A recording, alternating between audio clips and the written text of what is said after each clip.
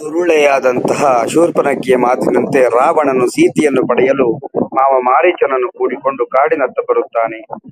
ರಾವಣ ಸನ್ಯಾಸಿ ರೂಪದಲ್ಲಿ, ಮಾರೀಚನು ಜಿಂಕೆಯ ರೂಪದಲ್ಲಿ ಕಾಡಿನಲ್ಲಿ, ಸೀತೆ ಎದುರು ಜಿಂಕೆಯ ರೂಪದಲ್ಲಿ ಮಾರೀಚ ಓಡಾಡುತ್ತಿರುತ್ತಾನೆ.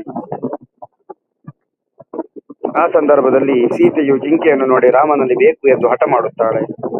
ರಾಮನು ಜಿಂಕೆಯನ್ನು ಅಟ್ಟಿಸಿಕೊಂಡು ಹಿಂದೆ ಹೋಗುತ್ತಾನೆ. ಜಿಂಕೆ ಓಡುತ್ತಾ ಓಡುತ್ತಾ ಮುಂದೆ ಮುಂದೆ ಹೋಗುತ್ತಿರುತ್ತದೆ. ರಾಮನು ಬೆನ್ನಟ್ಟಿ ಬಾಣ ಪ್ರಯೋಗ ಮಾಡಿದಾಗ ಜಿಂಕೆಯ ರೂಪದಲ್ಲಿದ್ದ ಮಾರೀಚ ಸಾಯುತ್ತಾನೆ. ಸಾಯುವಾಗ ಹಾ ಸೀತಾ, ಹಾ ಲಕ್ಷ್ಮಣ ಎಂದು ಸಾಯುತ್ತಾನೆ. ರಾಮನಿಗೇನೋ ತೊಂದರೆಯಾಗಿದೆ ಅಂತ ಹೇಳಿ ಸೀತೆ ಲಕ್ಷ್ಮಣನನ್ನು ಕಳಿಸಿಕೊಡುತ್ತಾಳೆ.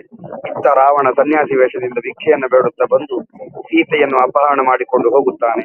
ಆ ಸಂದರ್ಭದಲ್ಲಿ ಜಟಾಯಿ ಎನ್ನುವಂತಹ ಪಕ್ಷಿ ಆತನನ್ನು ತಡೆಯುತ್ತದೆ. ಜಟಾಯುವ 2 ರೆಕ್ಕೆಯನ್ನು ರಾವಣ ಕತ್ತರಿಸುತ್ತಾನೆ. ಸೀತೆ ವರವನ್ನು ನೀಡುತ್ತಾಳೆ. ರಾಮ ಲಕ್ಷ್ಮಣರಿಗೆ ವಿಚಾರ ಅರುವ ತನಕ ನೀನು ಸಾಯದಿರು ಎಂದು ರಾಮ ಲಕ್ಷ್ಮಣರಿಗೆ ವಿಚಾರವನ್ನು ಜಟಾಯು ತಿಳಿಸುತ್ತದೆ. ರಾಮ ಲಕ್ಷ್ಮಣರು ಸೀತೆಯನ್ನು ಹುಡುಕುತ್ತಾ ಮುಂದೆ ಮುಂದೆ ಸಾಗುತ್ತಾರೆ.